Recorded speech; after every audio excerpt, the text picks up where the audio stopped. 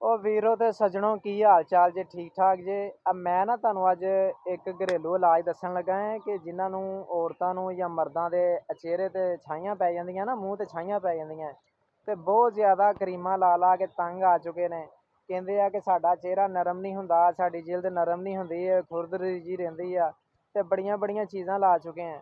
ਤੇ ਮੈਂ ਦੋ ਚੀਜ਼ਾਂ ਸਿਰਫ ਦੱਸਾਂਗਾ, ਇਹਨਾਂ ਦਾ ਤਰੀਕਾਕਾਰ ਵੀ ਇਸਤੇਮਾਲ ਤੁਸੀਂ ਸਾਰਾ ਕੁਝ ਵੀਡੀਓ ਦੇ ਅੰਦਰ ਦੇਖ ਲੈਣਾ ਹੈ ਕਿ ਭਾਈਜਾਨ ਕਿਵੇਂ ਦੱਸਦੇ ਨੇ।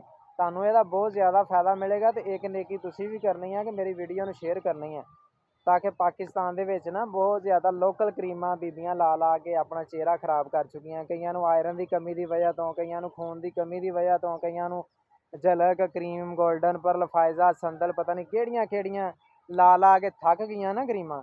ਤੇ ਇੱਕ ਖਾਸ ਤੌਰ ਤੇ ਉਹਨਾਂ ਬੀਬੀਆਂ ਵਾਸਤੇ ਆ ਕਿ ਜਿਹੜੀਆਂ ਬਹੁਤ ਜ਼ਿਆਦਾ ਆਪਣੇ ਚਿਹਰੇ ਨੂੰ ਲੈ ਕੇ ਪਰੇਸ਼ਾਨ ਆ।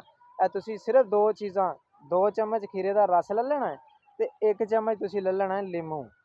ਠੀਕ ਹੈ, ਇਹਨਾਂ ਦੋਵਾਂ ਨੂੰ ਅੱਛੇ ਤਰੀਕੇ ਦੇ ਨਾਲ ਮਿਕਸ ਕਰਕੇ ਨਾ ਤੁਸੀਂ ਆਪਣੇ ਚਿਹਰੇ ਤੇ 15-20 ਮਿੰਟ ਲਾ ਲਿਆ ਕਰੋ। ਇਹਦੇ ਨਾਲ ਤੁਹਾਨੂੰ ਇਨਸ਼ਾਅੱਲਾ ਬਹੁਤ ਜ਼ਿਆਦਾ ਫਾਇਦਾ ਮਿਲੇਗਾ। ਤੁਹਾਡੀ ਚਿਹਰੇ ਦੀ ਜਿਲਦ ਨਰਮ ਹੋ ਜਾਏਗੀ, ਮੁਲਾਇਮ ਹੋ ਜਾਏਗੀ, ਵਾਈਟ ਹੋ ਜਾਏਗੀ, ਜਿਹੜਾ ਖੁਰਦਰਾਪਨ ਵੀ ਖਤਮ ਹੋ ਜਾਏਗਾ। ਠੀਕ ਹੈ, ਇਨਸ਼ਾਅੱਲਾ ਸਾਰੇ ਠੀਕ ਹੋ ਜਾਓਗੇ।